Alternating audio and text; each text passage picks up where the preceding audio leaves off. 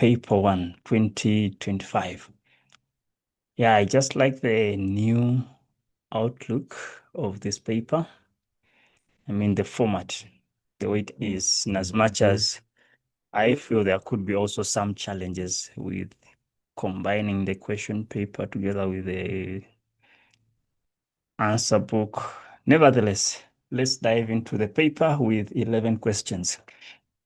All right, question number 1, they're telling us that if you're given the f of x being x squared minus 3, then 3x minus 1, and then x plus 2, we need to solve for the function of x, okay? If the f of x, so if f of x is equated to 0, okay, we must solve for x if x is an integer. Now, we know that integers are basically positive and negative whole numbers. But looking at the brackets, we consider the only answers we're getting. Okay, before we even get into the integer part and stuff, let's try to solve this thing, okay? So we know that if we equate it to 0, this, we're going to have x squared minus 3 is equal to 0. X squared is a 3. And then find the square roots on both sides, meaning that we're going to have a plus or minus square root of 3. That's for the first bracket. With the second bracket, x is going to be a third. And then with the third bracket, x is going to be a 2. Now, if x is an integer, that's good as saying x plus 2 is going to be a 0, and then x becomes a negative 2. So we are saying that this negative 2 is the only answer that we have, because this can lie on a number line, and we know that integers can never be fractions, okay? Then 2, rational. We know that a rational number is basically a number that could be expressed as a fraction. So in this case, our x can be 1 over 3, or even x can be a negative 2. These are all rational numbers. And then x is a real number, then we can have all the 3, because all the 3 will be real numbers. So x is a third, x is negative 2, and x can be a plus or minus square root of 3. So whichever the examiners wanted, that's how I would have presented the answers, okay? Then 1.2, solve for x. We have negative x squared minus 9x plus 4 is equal to 0, correct two decimal places. Remember what we say, that in a scenario like this, where they give us a condition, automatically they want us to use the quadratic formula, meaning that our a is a negative 15, our b is a negative 9, and then our c is a 4. So a quadratic formula states that negative b plus minus square root of b squared minus 4ac divided by twice a. If we substitute this, negative and negative 9 plus minus square root, we have negative 9 squared minus 4. Our a is negative 15. Our c is a 4. Everything is being divided by 2, multiplied by negative 15. Okay, so the first x value that I'm getting is going to be negative 0.897. But if we round it off to 2 decimals, it's going to be 0.90. And then the other second one is 0.297, which is 0.30. So those would be the best solutions, okay? Please, if I go astray, feel free to guide me, okay? 1.2.2, we have the quadratic inequality. Step number 1, we need to open up this bracket and create a standard equation. Okay, so that's going to be, remember, this square bracket is like 3x minus 2 multiplied by 3x minus 2 is greater or equal to 3x. Opening that, we have 9x squared minus, that's going to be a 6 times 2, which is a 12x plus 4. I move the 3 that side, minus 3x is greater or equal to 0. Let's collect the like terms. So 9x squared minus 15x plus 4 should be greater or equal to 0. Then we can get the factors or use the quadratic formula. So I have a 3x and a 3x. I'll have a 4 and a 1, and then negatives greater or equal to 0. So my critical values will be basically 1 over 3, and then I'm going to have 4 over 3. Okay, so if these are the critical values, I need to represent my solutions. Our A is positive, the sign is greater, meaning that x must be less or equal to the lower value, or x needs to be greater or equal to the bigger value. Okay, so that's how I would have represented the solutions. Alternatively, there are people that love drawing the parabolas. Okay, so this would have been a 1 over 3. This would have been a 4 over 3. And then your focus is this area. Okay, so something like that. So that is 1.2.2. Then 1.2.3, which is the exponential equation for 4 marks.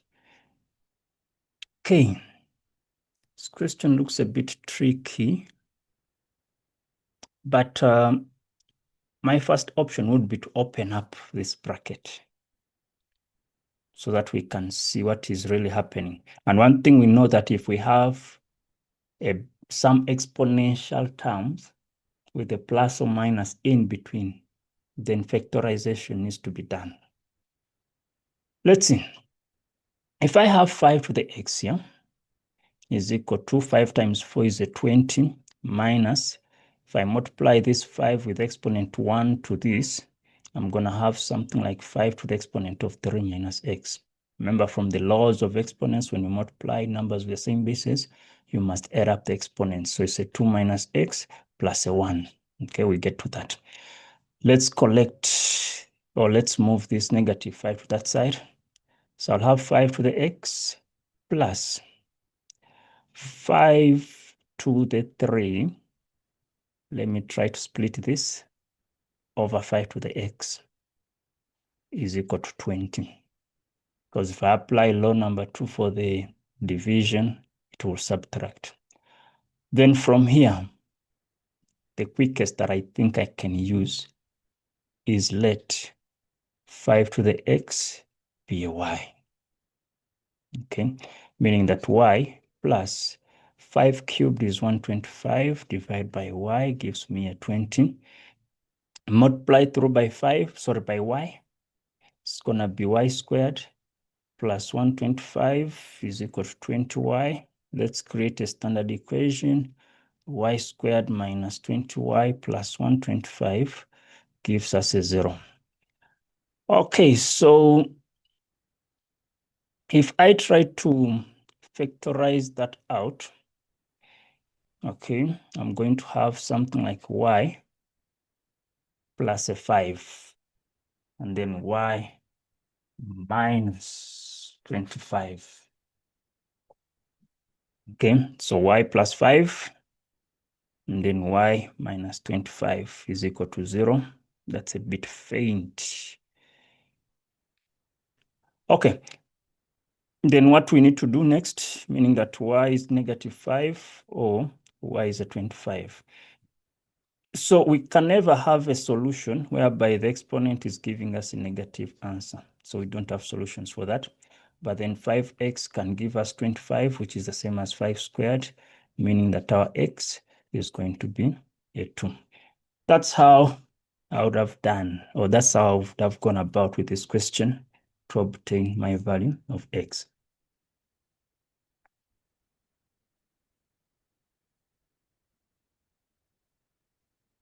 Okay, we'll move on to 1.3, which is the simultaneous. Now, I don't know what's wrong with the examiners. No? It's like they are just proving to be complicated. They want to complicate life. So log 16 base x is equal to 4. Y is equal to this.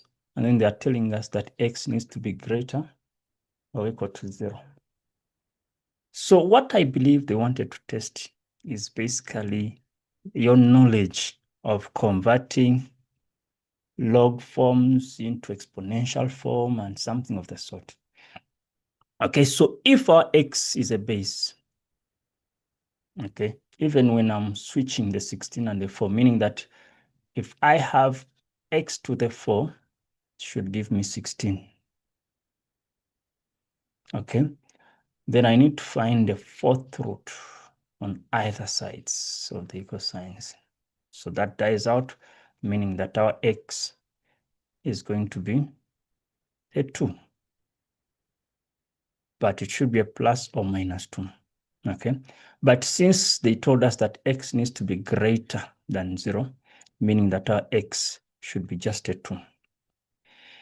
Then I'm going to get this x and substitute it into this second equation and say that y plus the square root of 2 plus 7 should give us 2 plus 1.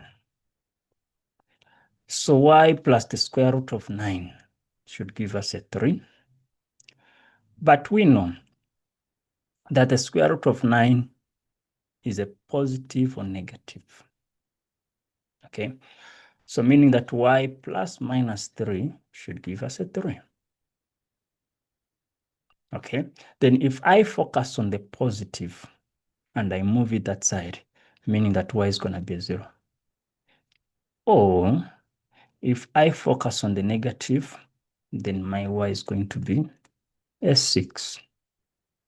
Okay, so basically that is what I'm ending up with, okay, as my solutions for that question.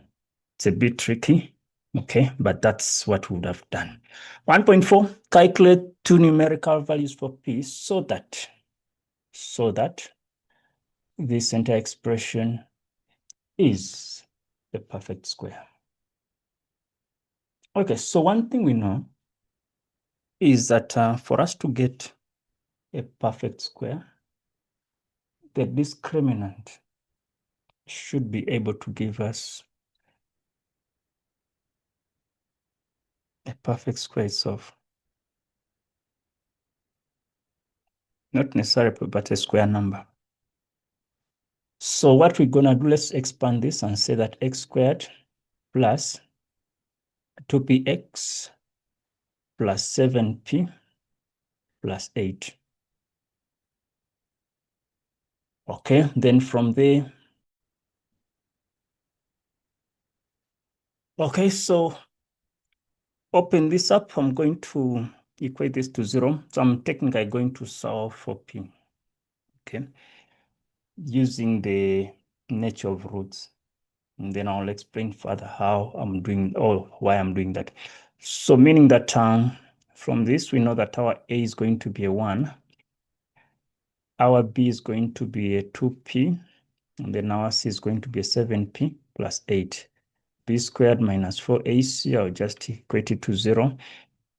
And then I'll have 2p squared minus 4 into 1 into 7p plus 8 should give us a 0.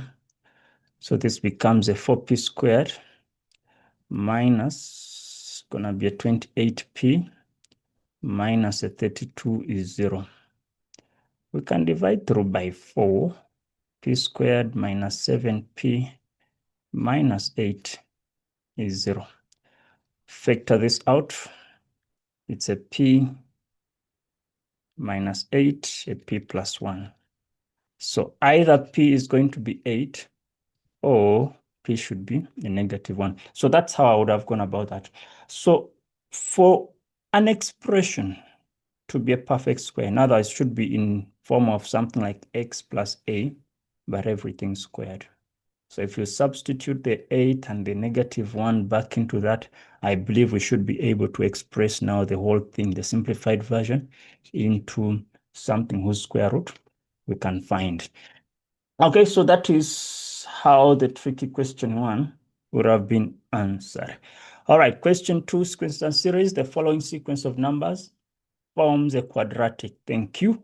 So the first difference says also form a sequence, determine the expression for the nth term. So mind you that the first difference of a quadratic will be arithmetic, okay? So if you have -3, -2, what's happening there? We are basically adding a 1, and then there we are subtracting a 1. And then we are subtracting a 3, meaning that our second difference is basically -2. -2. So we say Tn is equal to A plus n minus 1 into D. So our first term for the first difference is a 1 plus the n minus 1, I'm multiplying it with a -2. So it's a -2n plus 2 plus 1, which is a -2n plus 3. So that's what the question wanted. Then calculate the first difference between the 35th and the 36th term of the quadratic. Now, one thing you need to know is that this 1, the first term, or term number 1 of the arithmetic, is between T1 and T2 of the quadratic. Term number 2 is between T2 and T3. Term number 3 is between T3 and T4, meaning that in this case, we need to look for T35 of the arithmetic, meaning that from where we stopped, we should look for T35, which is going to be -2 times the 35 plus a 3. So that's a -70 plus 3, which is a -67. All right, then 2.3, they want us to get the expression for the quadratic, the nth term for the quadratic. So we know that our 2a is going to be equated to this, 3a plus b is that. So let's start and say that 2a is equal to -2. Divide both sides by 2, a becomes a -1. Then 3a plus b is equal to 1, which was the first term of the arithmetic. Our a is -1, okay, plus b should give us a 1. It becomes a negative when you move it that side, meaning it's going to be 1 plus 3, which is a 4. And a plus b plus c should give us our first term of the quadratic, which was a -3. Okay, then we're going to have to do the substitutions. -1 plus a 4 plus c should give us a -3. This is going to be a 3 plus c is a -3, which means c is going to be, when we move this one to that side, it's a -6. So the Tn, remember the general term of a quadratic is an squared plus bn plus c. So meaning that we have -n squared plus 4n minus 6 as our result. All right, so that is 2.3 for the suite 4 marks. Then they're asking us why the sequence will never contain a positive term.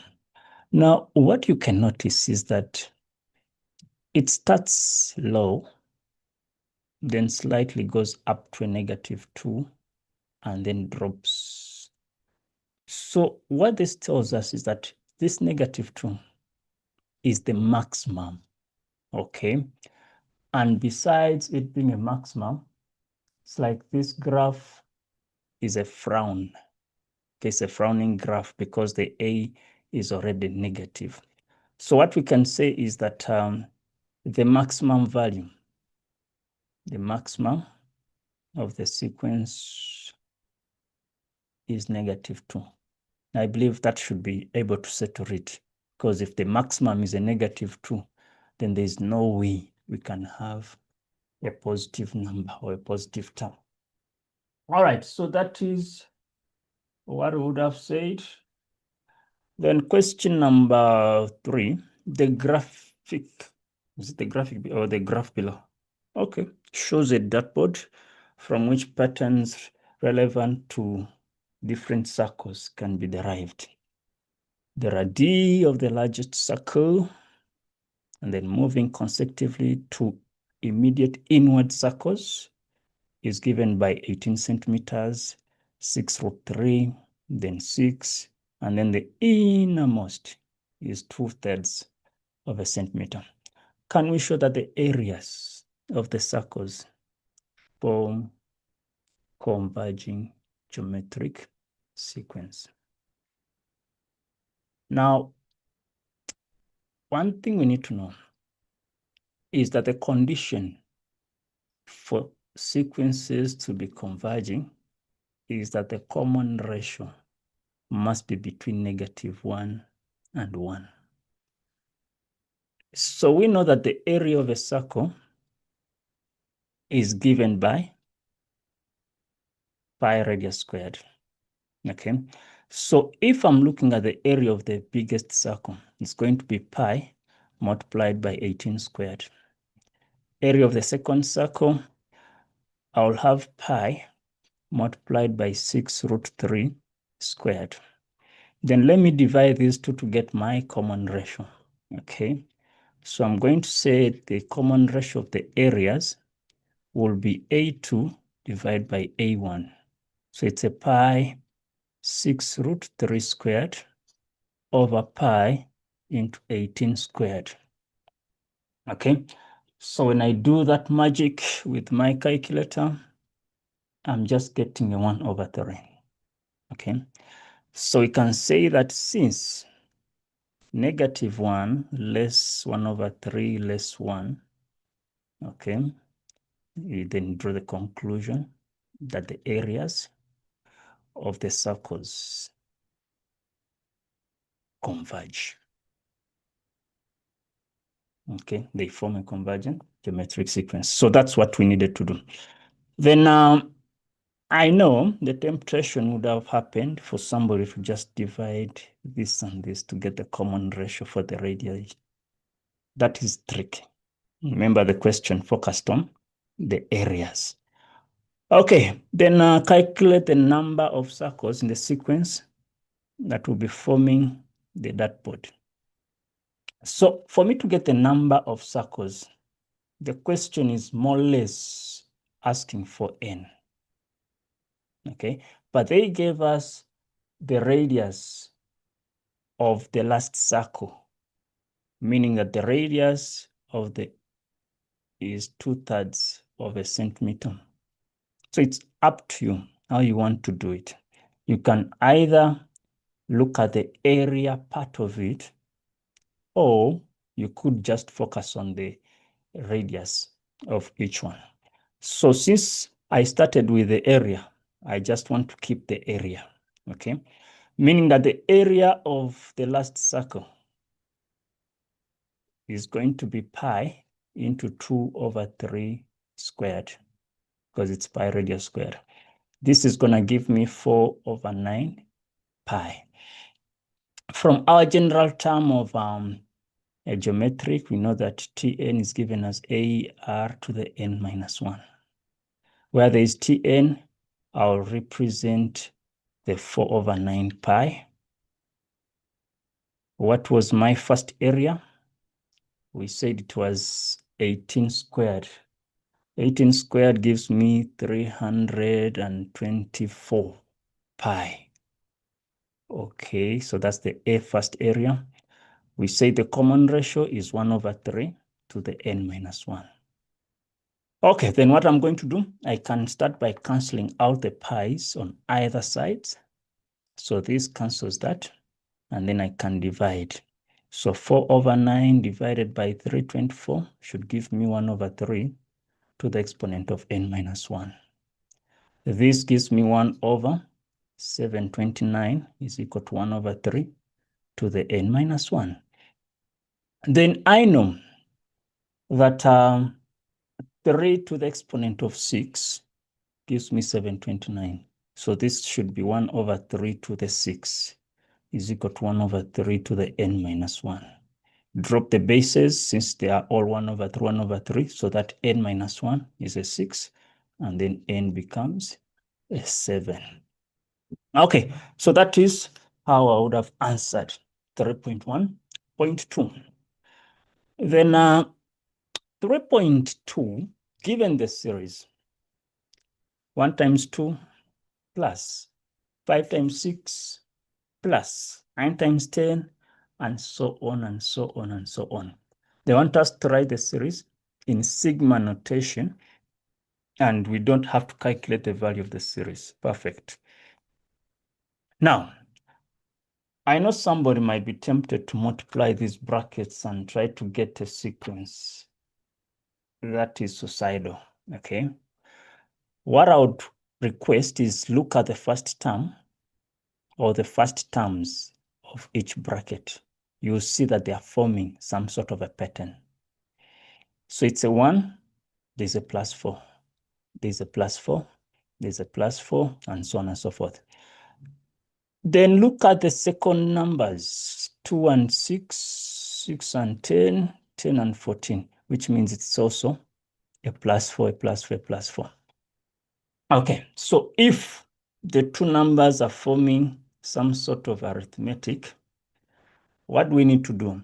We need to start by finding out how many terms are there for us to get to 81, for us to get to 82. So we can use just one scenario. So if I look at the top part, I know that the Tn of the first number, Tn of the first number is going to be a 4n minus 3.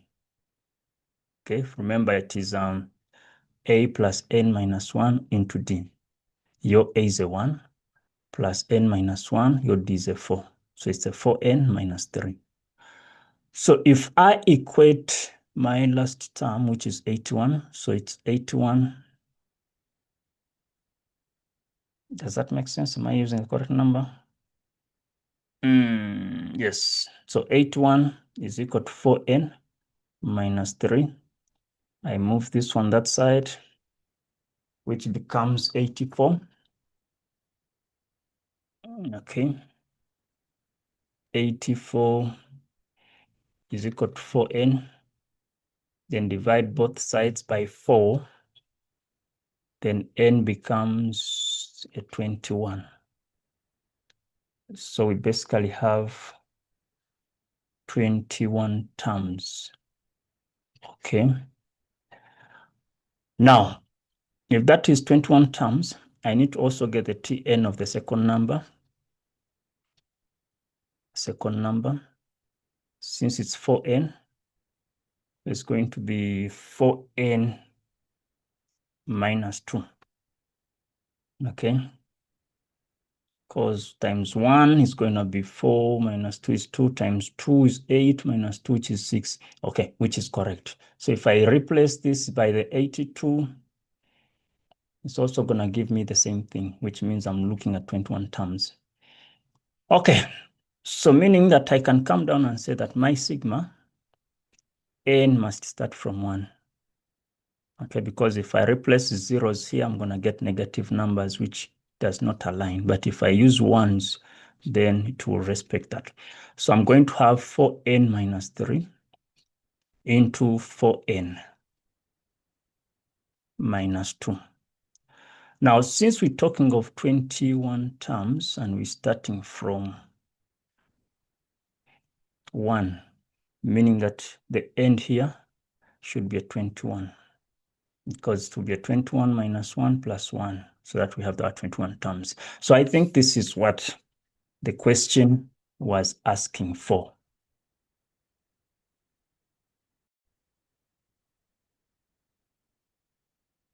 All right, then question 3.3, they're telling us that in the series, we have AR squared, and the sum to infinity is 1.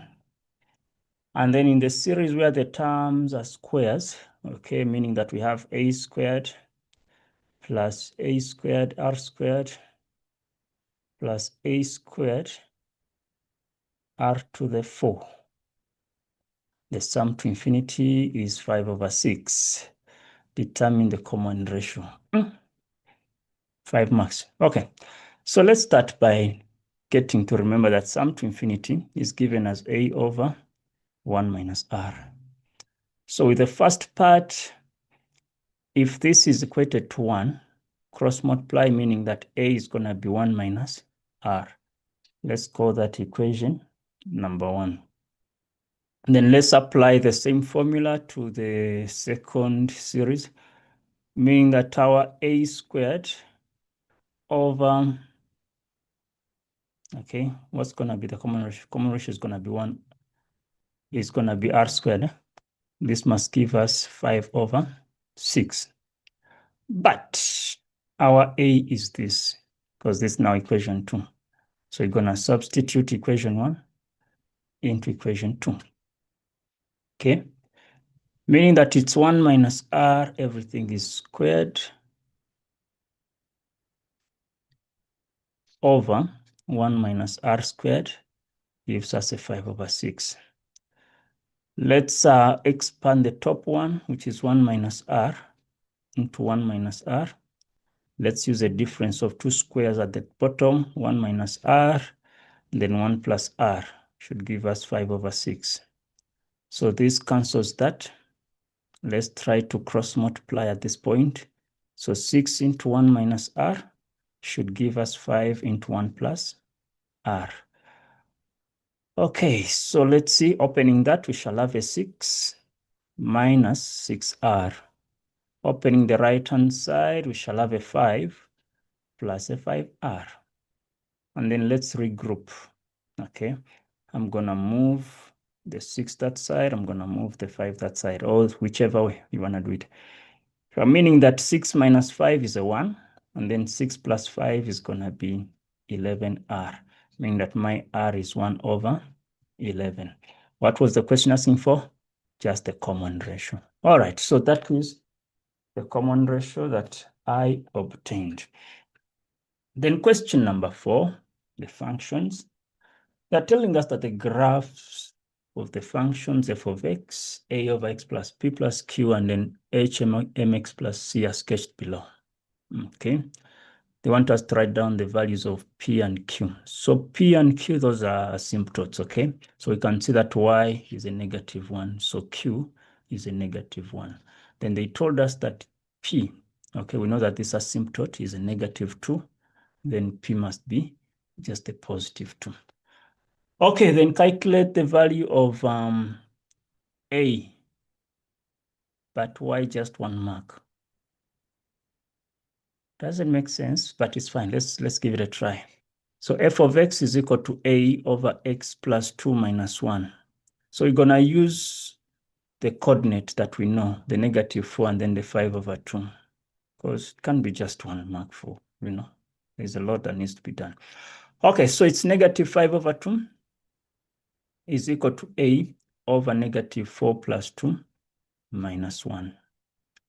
Okay, so -5 over 2, I can move this one to that side so that I have a +1 is equal to a over -2. So negative that and that, why don't I just multiply both sides by -2 at once? I mean, even the mark allocation just demotivates someone from, you know. So the a value that I'm getting is a3. Okay, probably I'm using a longer approach. People could help with simpler approaches for this 1 mark, because it's not fair. Okay, 4.3, they want us to get the range. So for the range, we are basically being asked for the y values for these graphs, especially the hyperbola one. So you can see that it can extend to the positive infinity, can go to the negative infinity of the y values. So you can say that y is an element of real numbers. Y should never be -1. Okay, that's 4.3, 4.4. They want the equation of the line of symmetry with a negative gradient. So we know with the negative gradient is -x plus c. Then we know that the points that we are supposed to use are basically the asymptotes, which asymptotes are basically -2 and -1. So let's use that -2, -1. So where there is y, we have a -1. So a negative with a -2 plus c. -1 is equal to 2 plus c. Move it that side. C becomes a -3. So the equation is -x minus 3. Okay. Then write down the equations of the asymptotes of f, where x is a 4 x plus 4.5. So meaning that this graph is being shifted 4.5 units, okay, to the left. Remember, the initial asymptote was -2 and -1. So if we are moving the graph horizontally, it's only this asymptote that's going to be affected. Okay, so how is it going to look like? So it's going to be, let's say 2 plus this 4.5, which gives us 6.5, which is the same as 13/2. Okay, meaning that the asymptote is going to be x is equal to -13/2, and then y is -1. Or you can say x is equal to -6.5, and then y stays the same because the shifting or the transformation is only happening within the horizontal. All right, so that is what was expected of us for 4.5, and then as well as question 4. And then question 5, okay, given the f of x is a parabola, g of x, straight line, h of x, a log function. Write down the coordinates of the turning point of f. So turning point, we can start by finding the axis of symmetry, okay? X is -b/2a. So from here, we know that our a is a 2, our b is a -1. So it's a negative with a -1 over twice times 2, which gives us a quarter, okay? But they want the coordinates, so we need to find the y values also. So f of a quarter is going to be 2 times a quarter squared minus a quarter minus 15.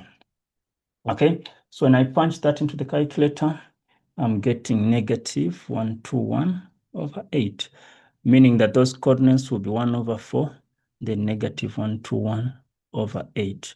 But why must examiners be stingy with marks? Because just 2 marks, like really?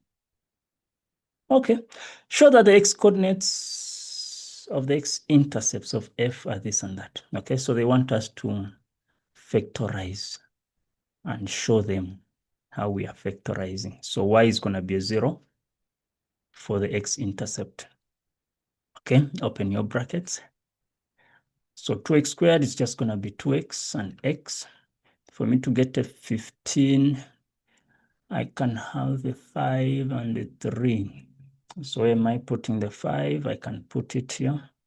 Can put my 3 there. Is it going to make sense? Okay, I can put a negative, can put a positive, because that's going to be a 6 and then a 5, which gives me a negative. Perfect. So meaning that x is going to be -5/2, or x is going to be a 3. That's all they needed. Sure. For 1 mark. All right. Then they want us to do the sketch. Okay. So with the sketch, we're being advised that we must practice sketching graphs using pens. Okay. I'm not going to say anything negative about it, but we just need to be careful. Okay. Let's say we can start with a pencil. When you feel like the graph is now perfect, then you can go ahead and trace it back with a pen. Okay, so with f, we know that the points of intersection, we said -2,5 and then a 3. Let's start with that. So if this is a 3, 2,5 should be somewhere there. It's a -5/2. Do we know the y-intercept? We say the y-intercept is -15. -15. Because the turning point was 1/4. So slightly somewhere there. Okay, so sketch that.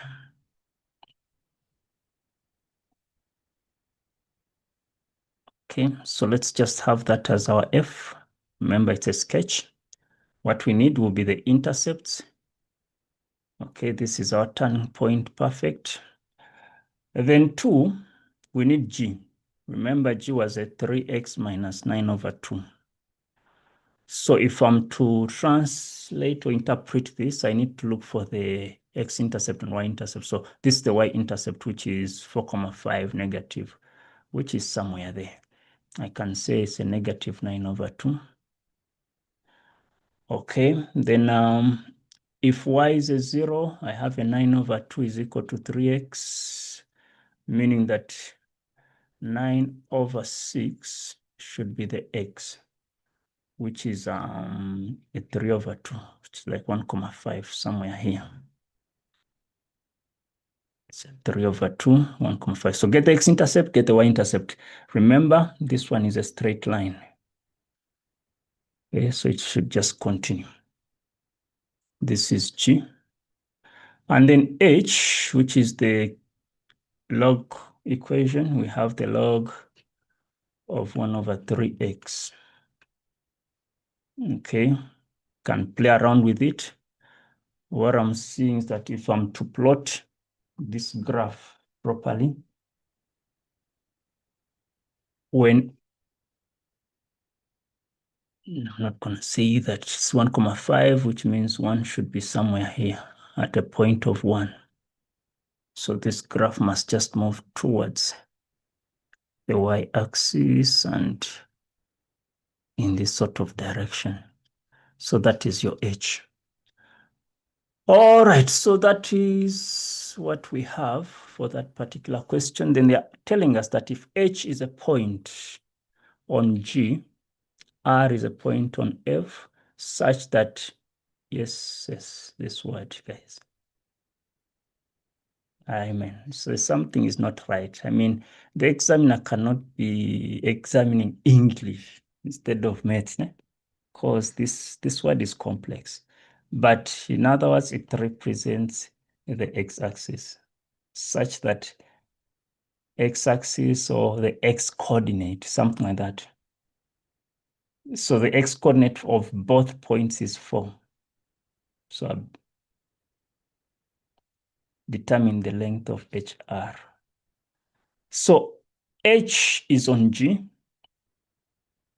H is on G.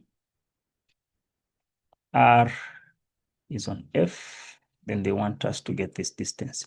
If this is a 4, so we need to get the difference there. So step number 1, since we're looking for the distance between the graph that's above is F. So I'll say F minus G. Okay, so it's the F of X minus the G of X. Remember, our F of X is basically 2x squared minus x minus 15 minus this is 3x minus 9/2. Can open up, simplify, and maybe substitute. If x is a 4, just replace x with a 4. So 4 squared minus 4 minus 15 minus 3 times 4 plus 9/2, because I'm opening a negative and negative. Okay, when I punch that, I'm getting 5,5, or basically 11/2 units. Okay, that's one way to do it.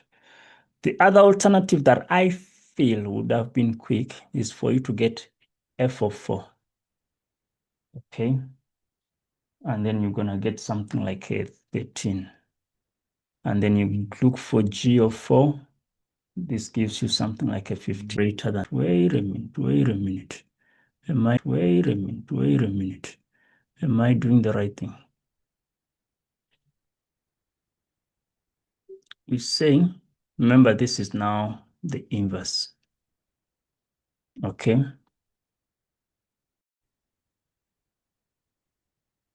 Yeah, I think it makes sense. Y is greater than 0, x is an element of real numbers. Then 5.6 determine the value of values of k if the roots are equal. So when roots are equal, it means the discriminant is equal to 0. So our a is a 2, our b is -1, our c is a k. So b squared minus 4ac is equal to 0. -1 squared minus 4 into 2 times k is a 0. So 1 minus 8k should be 0. Move the 8k that side or move the 1. So -8k is -1. Divide both sides by 8. K becomes 1/8. All right, so that is 5.6. 5.7, they want us to get the maximum, g of x minus f of x. Okay, so we know that the g of x was, what was the g? It was the 3x minus 9, 9 over 2. Okay. Minus our f of x is 2x squared minus x minus 15. This is the expression. Okay. Then let's open it up. But they want the maximum value. Okay, we can use calculus somewhere, somehow, and then we differentiate.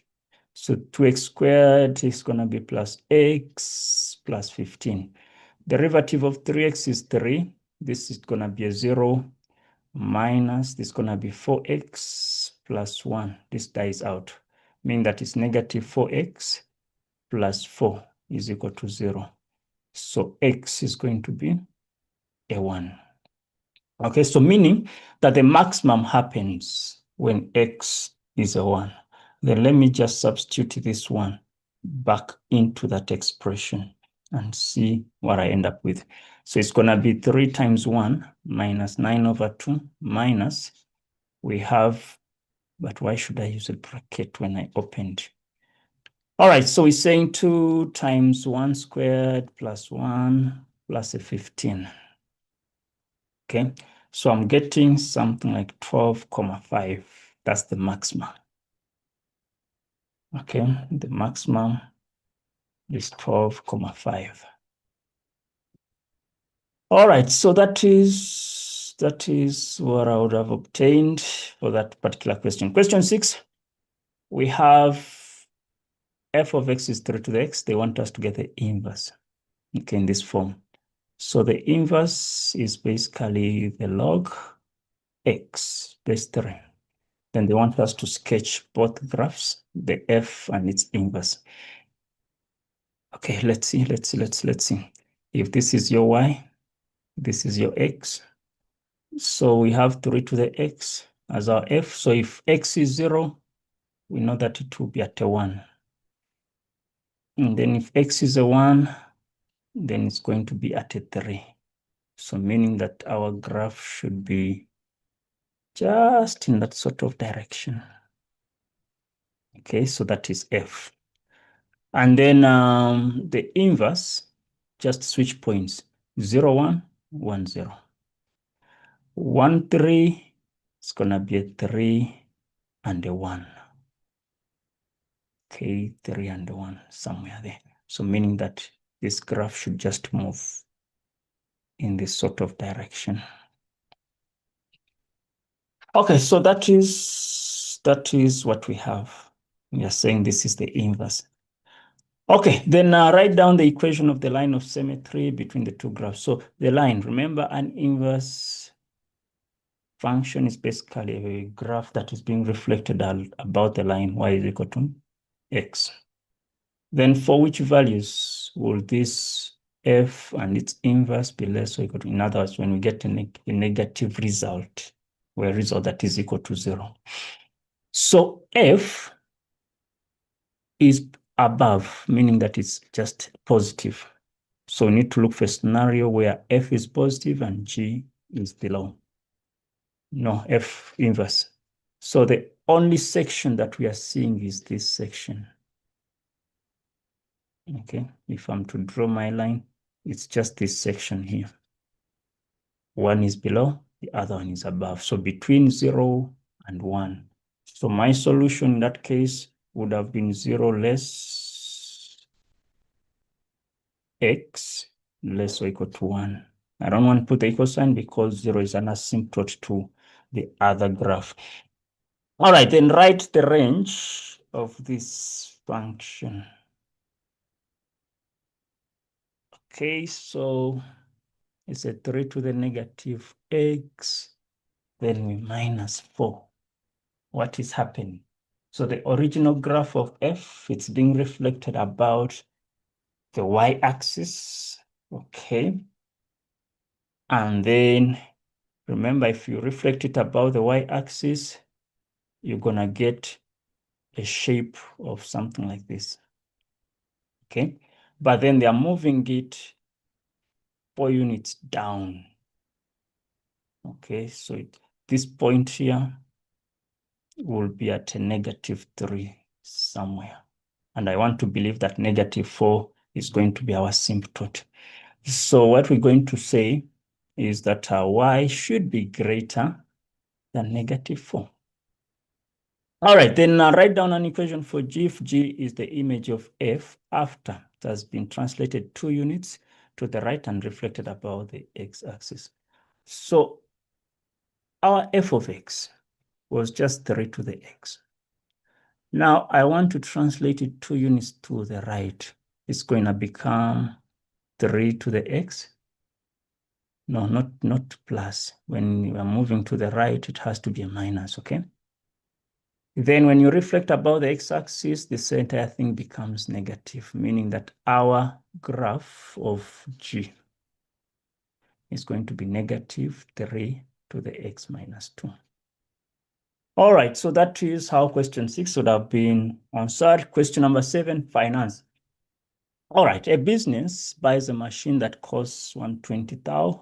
The value of the machine depreciates at 9% per annum according to the diminishing. Sometimes we call it the reducing balance method. So reducing balance is 1 minus I to the exponent of n.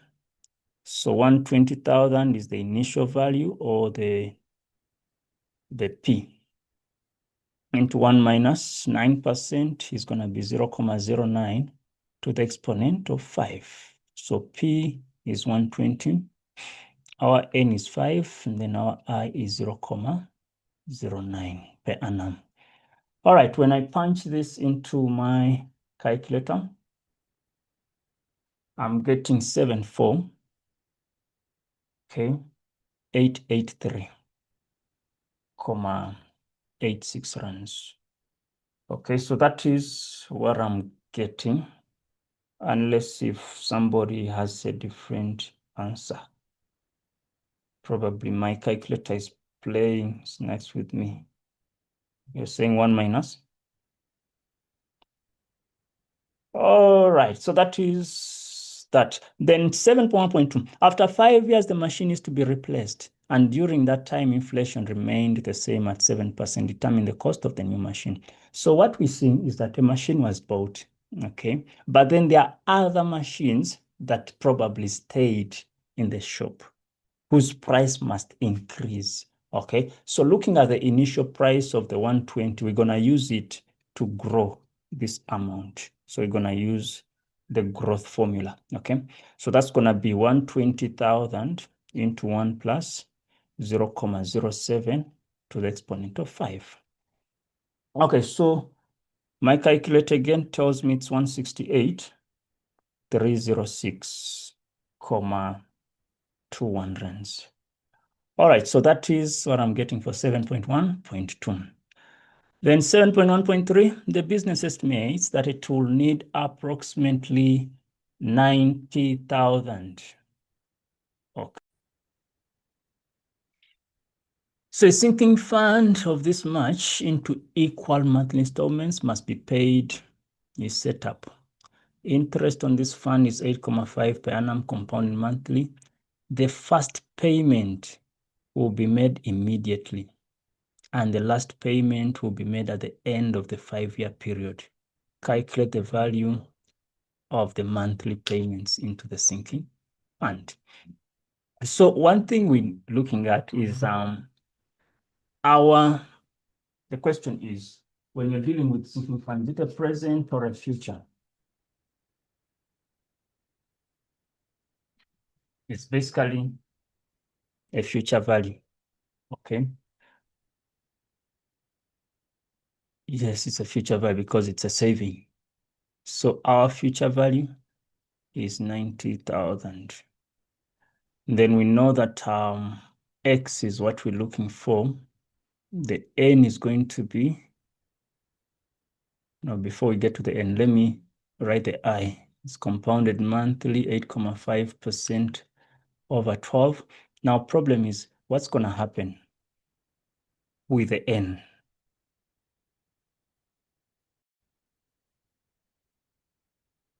Okay, now with the n, I'm going to take my n to be a 61.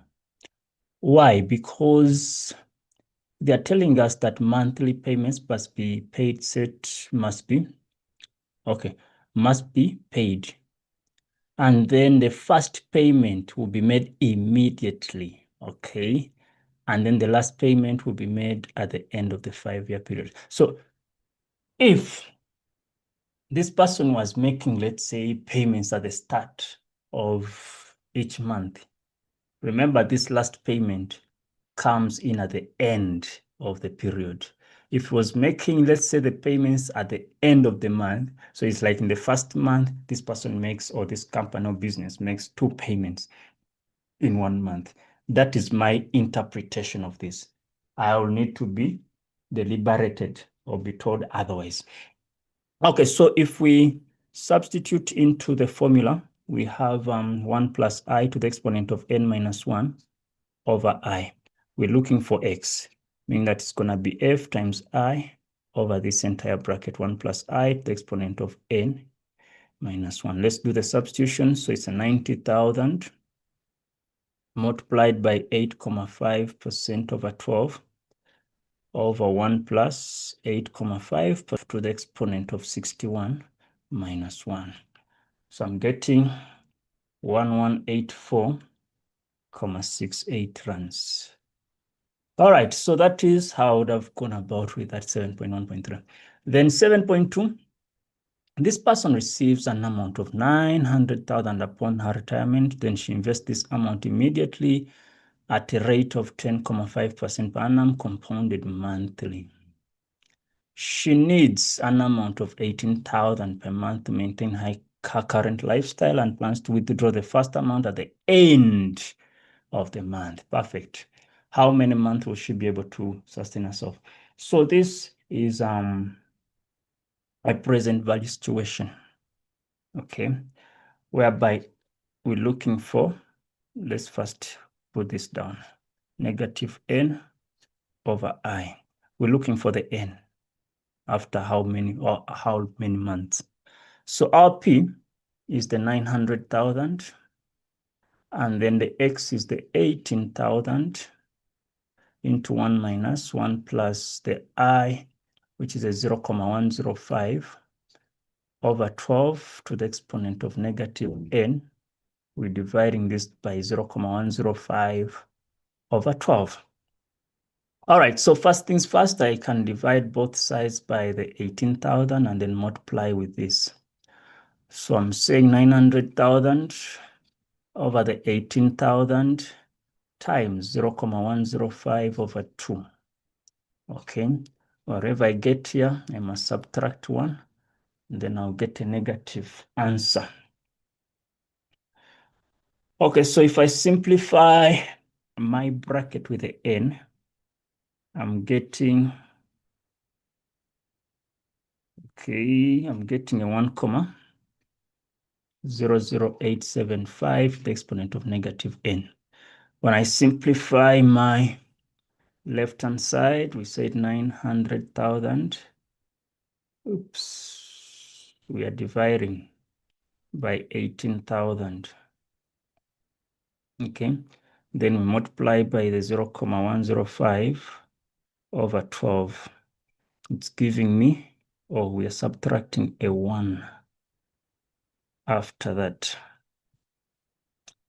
All right, I'm getting negative 0.95625.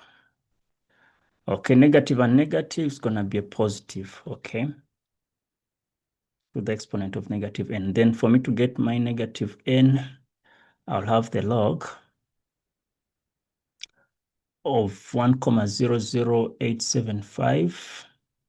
You can say over the log of 0.95625. So you're going to get a negative answer.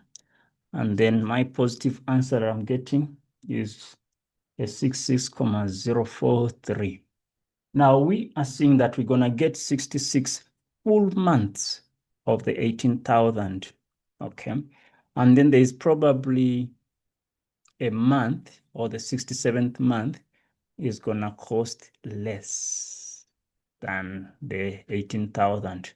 So we can say 67 months because that's when all the money will be finished. All right, then 8.1, calculus.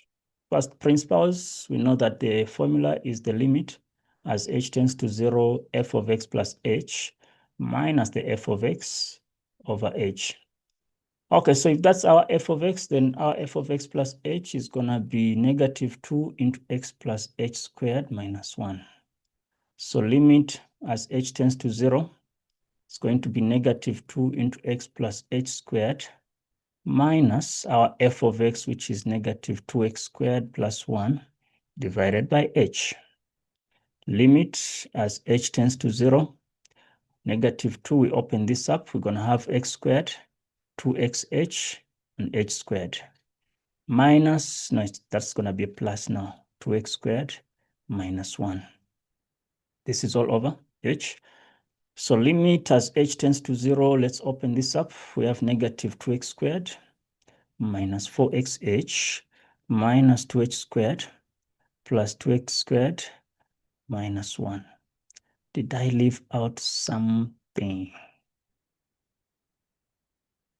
Looks like I left out something.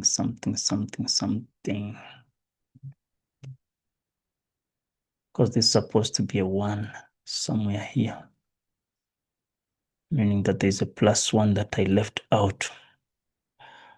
Okay, so if that 1 is there, remember we are dividing by h because the f of x needs to cancel out everything. So this cancels this cancels that.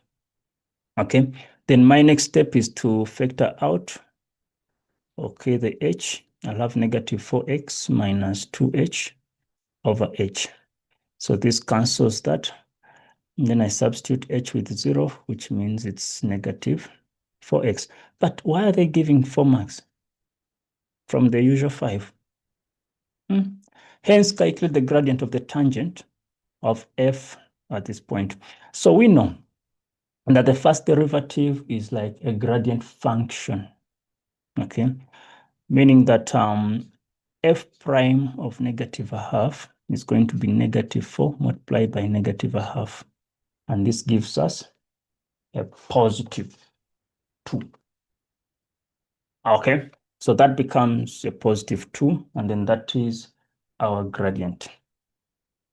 All right, then 8.2, determine the derivative of this. Okay, so let's change the root signs and let's move this from the bottom, we take it to the top. So that's going to be x to the 2 over 3, because the cube root is like exponent, a third. Okay, then you multiply with the 2, you get 2 over 3. Plus, I'm going to have 1 over 4. I have to take this up, comes x to the negative 4. All right, then from there, I can now do the derivative. So it's going to be 2 over 3x. I subtract a 1. I get negative 1 over 3. Then this multiplied by this, I'm going to have a negative. The 4 is going to cancel with the 4. Then x to the negative 5. So for as long as the question does not ask me to give the answer with positive exponents, I'll just leave it at that. Okay, 8.3. Given h of x is x squared, whereby a must be greater than 0, determine the value of a if it's given that the h negative 1, okay, which is the inverse, né? And then h prime is the derivative, okay, that the two are going to be the same. Remember here, it told us f prime, which is the derivative. Okay, so one thing we need to know is that let's start with the derivative because it's a bit quicker. So h prime of x is going to be 2ax. But then they're telling us if x is a 4, okay, h prime of 4 is going to be 2 times a times 4, which gives us 8a. Call that equation 1. Then let's get the inverse. So inverse will be like y is ax squared. Switch them. X is ay squared. divide both sides by a, and then find the square root. So y is a plus minus. Okay, but they told us that a must be greater than 0. We shall see. Okay, so if now I replace, because now this is my inverse, h negative 1 of x, meaning that if I look at the negative 1 of 8, it's going to be like the square root of 8 over a, okay, plus minus. Then I need to equate the two. So meaning, if this is my equation number 2, so equation 1 equated to equation 2, we're going to have 8a is equal to the square root of 8 over a. Get rid of the square root, you square both sides. We square both sides, so this 2 kills the root. We're going to have 64a squared. Okay, so that's a 64a squared is equal to 8 over a. Cross multiply, no problem. So you're going to have 64a cubed is equal to 8. Okay, and then from there, we can feel free to divide both sides by 64. So over 64 over 64. So this cancels that. A cubed becomes 1 over 8, and then find the cube root. Okay, so meaning that a is a 1 over 2. All right, so that is how I would have obtained those 5 marks for myself. All right, then question number 9, where I believe the examiners were kind of unfair with the mark allocation. Anyway, let me not complain about marks, but I'm being realistic. So the graph of the function, okay, is sketched below. Point A is a stationary point, perfect. Point B is 4, 0, which is an x-intercept. Point P is the point of inflection, point C is a turning point, and then point D is the y-intercept, which is okay.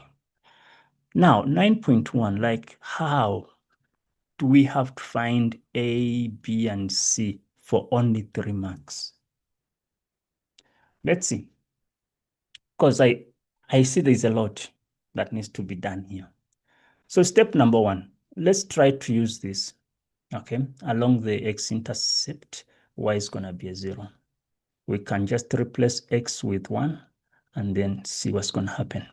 So meaning that 0 is equal to, this is going to be a negative 2 plus a plus b plus c.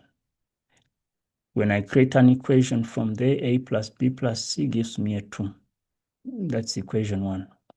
Let me use this other x-intercept, 4 and 0, meaning that if we have 4 cubed, it's going to be 64 times 2, which is 128. So negative 128 is equal to, we have 4 squared, that's going to be a 16. Why am I putting a plus sign? Okay, so we're saying that's going to be a 16a minus, is it minus or plus? It's a plus.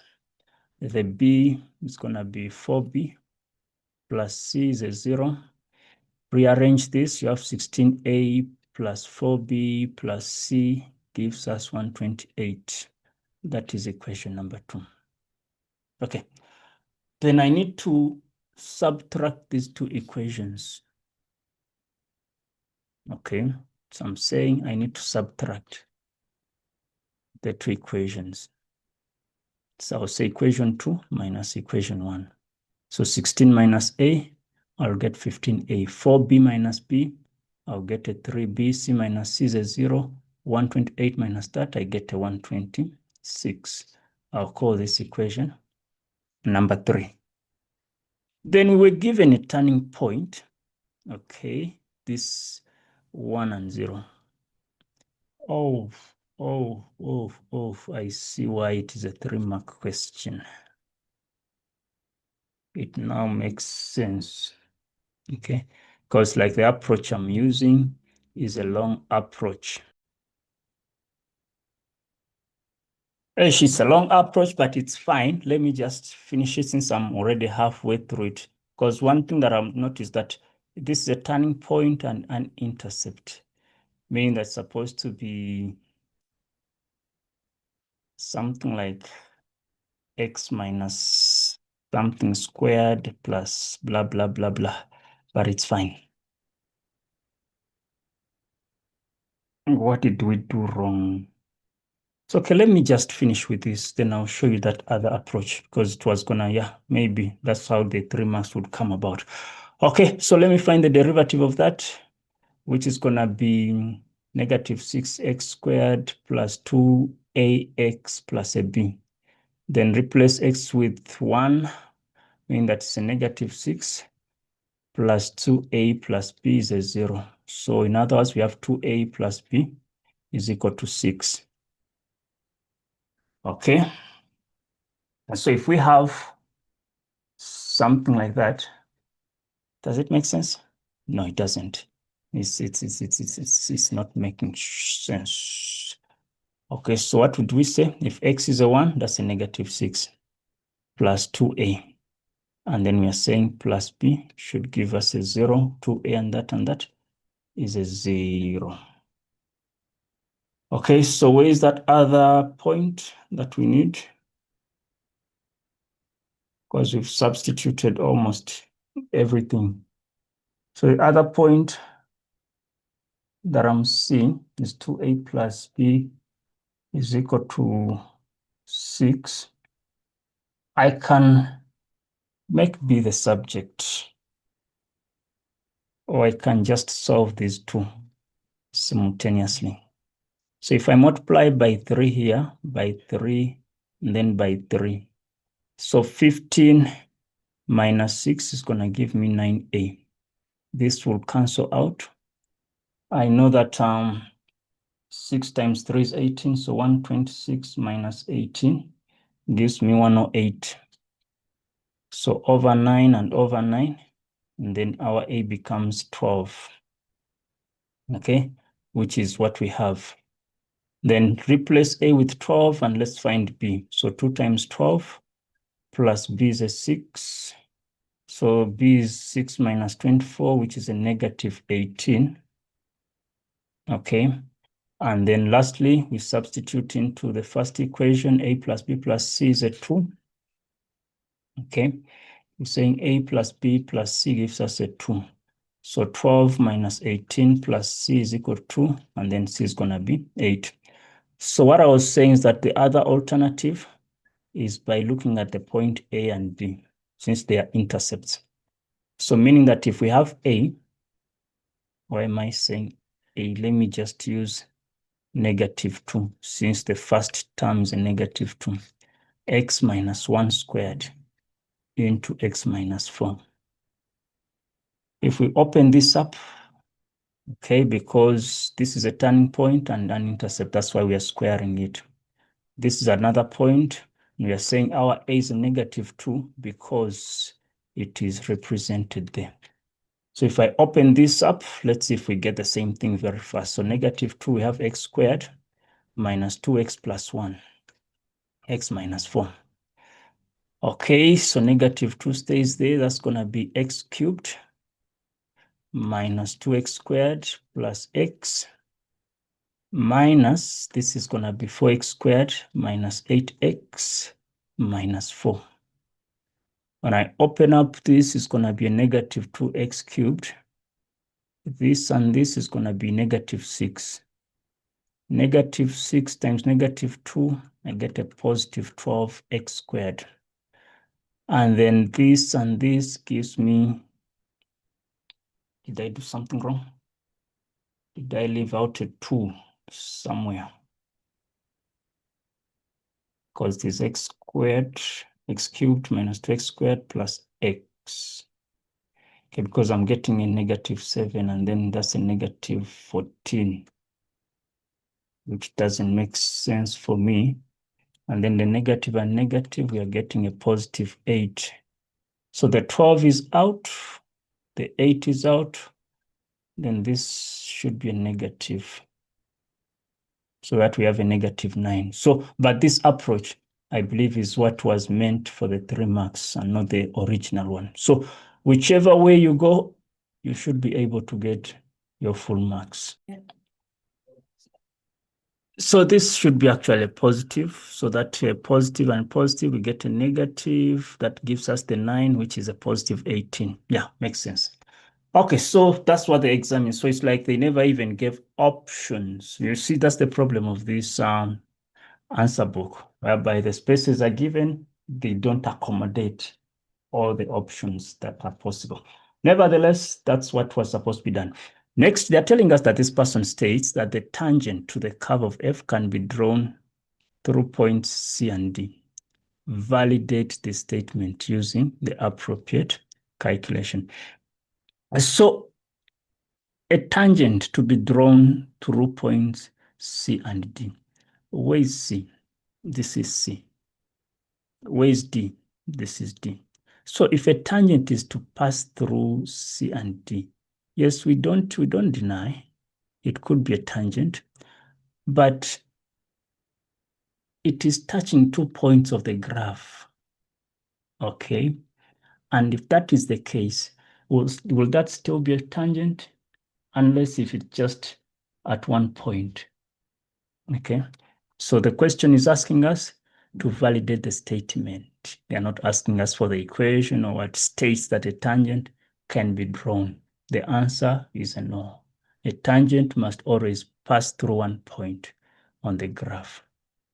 Okay, so that is that 9.3 A, P, B are joined from this triangle. And then they want us to get the area of A, P, B. Okay, so if I'm to draw that triangle, saying A, P, and B.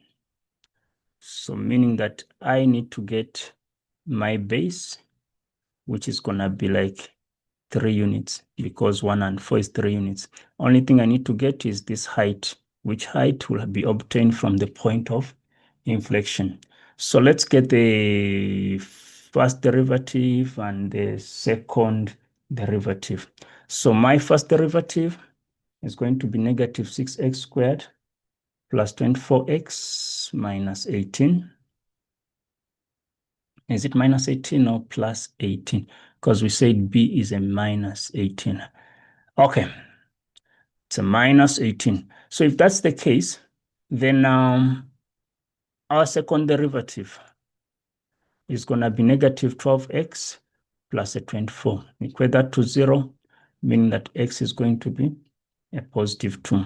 When I substitute this into the original, okay, I'm going to get something like a 4, meaning that my point P is at 2 and 4.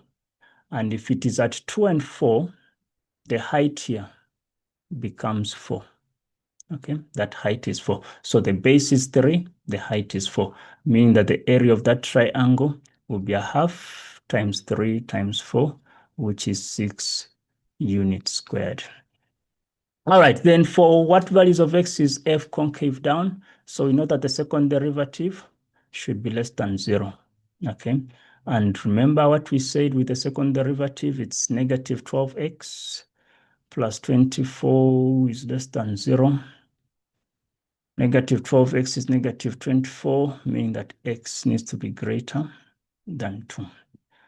Okay, then write down the values of x for which the graph is strictly increasing. So if this is a 2, okay, that is a 2, this is a 1, okay, the distance there is 1 unit, so this turning point here must be at a 3. Okay, so this area, that's where we are finding the graph to be strictly increasing. So our values of x will be 1, okay, less x, less 3.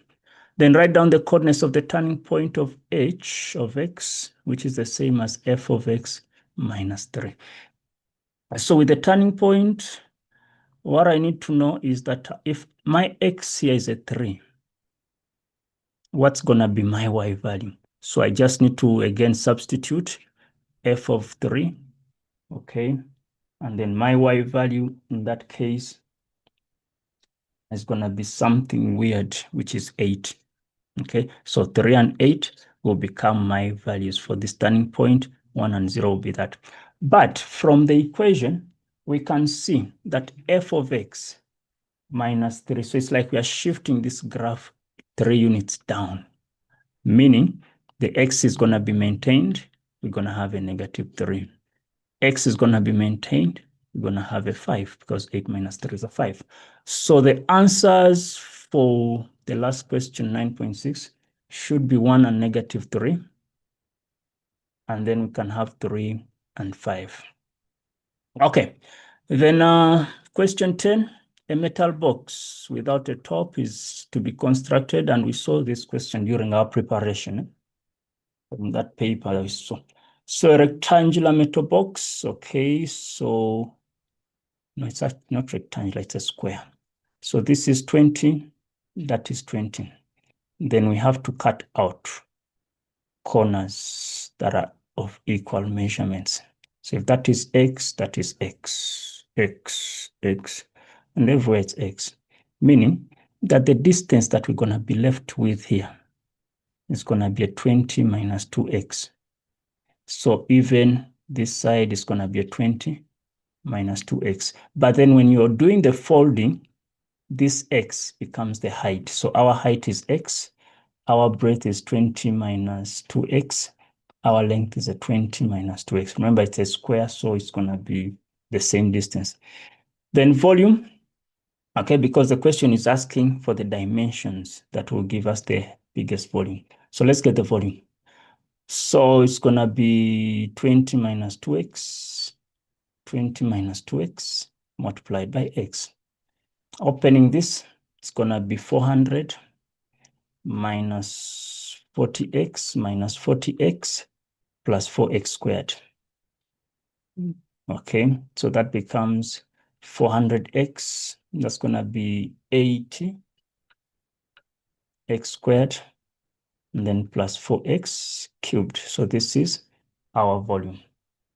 And then for maximum volume, we must optimize this, meaning that we have a 400 minus 160x plus 12x squared.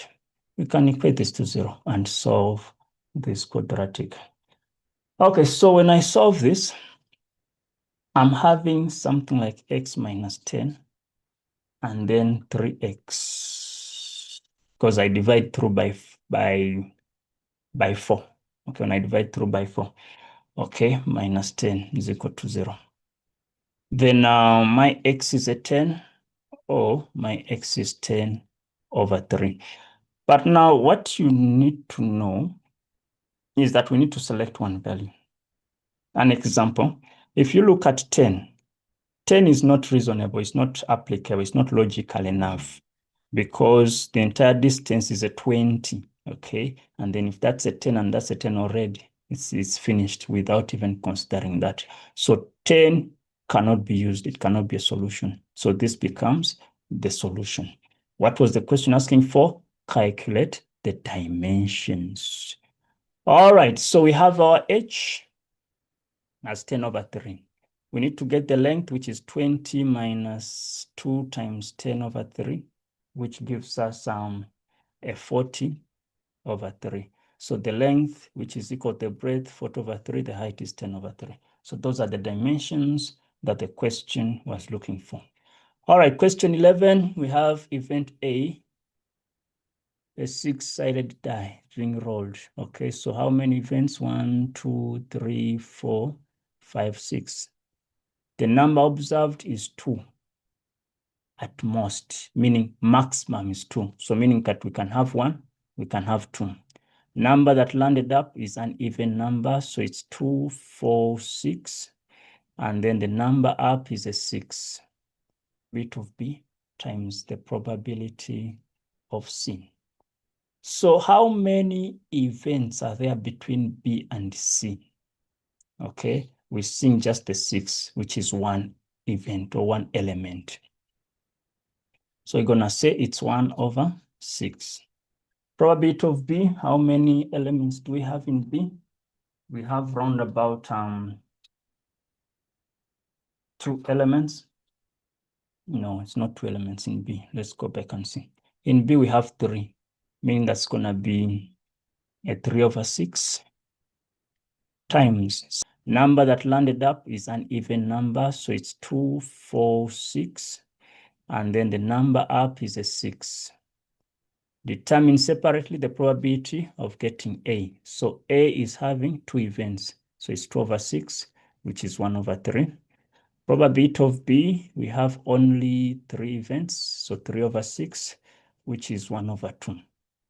That's how we answer that. Then use probability of A to determine the complement. So we know that the complement is the same as 1 minus initial probability. So we can get 1 minus 1/3, which must give us a 2/3. Then are the events mutually exclusive? Okay, so when you look at A and B, I know that mutually exclusive events are basically events that have nothing in common. But for this, we have 2 that is common. So the answer is going to be no. Probability of A and B is not 0. Okay, then calculate the probability of A or C. So probability of A or C using the addition rule is going to be probability of A plus probability of C minus the probability of A and C. Okay, so what is the probability of A? We got 1/3. Okay, what is the probability of C? C has just one event, which is 1/6. Okay, minus between A and C. Okay, this is A, this is C. There's nothing common, which means it's just a -0. Simplify this, 1/3 plus 1/6 gives us 3/, is that correct? Because it's times 2, which is like a 3/6, which is a half. Perfect. Okay, then are the events B and C independent? So for independent events, we know that the probability of B and C should be the same as the probability of B times the probability of C. So how many events are there between B and C? Okay, we're seeing just the 6, which is one event or one element. So we're gonna say it's 1/6. Probability of B, how many elements do we have in B? We have round about 2 elements. No, it's not 2 elements in B. Let's go back and see.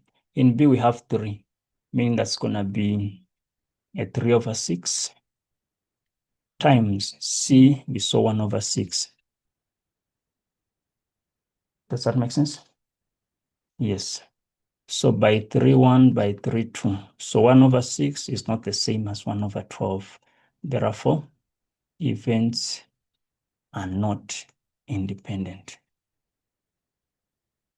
All right, then 11.2. Probability of getting the first answer in a quiz is 0.6. If the first answer is correct, probability of getting the next is 0.7. However, if the first answer is incorrect, probability of getting the next is this. With the use of a tree diagram, determine the probability of getting. Okay, so let's see. First answer correct, wrong. So this is going to be 0.6. This should be a 0.4. If the first answer is correct, probability of getting the next answer correct is 0.7. This is going to be a 0.3. Okay, correct, and then wrong. So then they're telling us, however, if the first answer is incorrect, probability of getting the next answer correct is 0.4. This is going to be a 0.6. So these are our outcomes. Okay, and that is the tree diagram. Now they want us to get the probability of getting the second answer correct, meaning that we can either go the route of CC or WC. So probability of CC, probability of WC. Okay, so with the CC is going to be 0.6 times 0.7. WC is going to be 0.4 times 0.4. So just punch everything into the calculator, and then we end up with our answer. So this is a 0.42 plus a 0.16. Is that correct? 0.6 times 0.7, 0.4, and that. So when I plus that, I'm getting 0.58. I hope that is what people got, okay?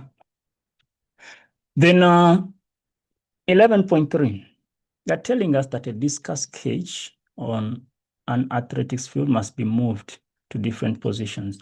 5 boys must form a group from 15 boys to perform this task. How many different groups do we need? So we have 15 people to choose from. Okay, so it's going to be 15 divided by, because this is like a combination kind of scenario. So you're going to have 5 factorial and then 15 minus 5, which is a 10 factorial. When you punch this into the calculator, I'm getting 3003. So those are the different groups that we can obtain from all of this. All right, so guys, that brings us to the end of this paper. Okay, like as always, we appreciate your constructive criticism and we appreciate your comments, okay? This is what I would have done if I was seated in that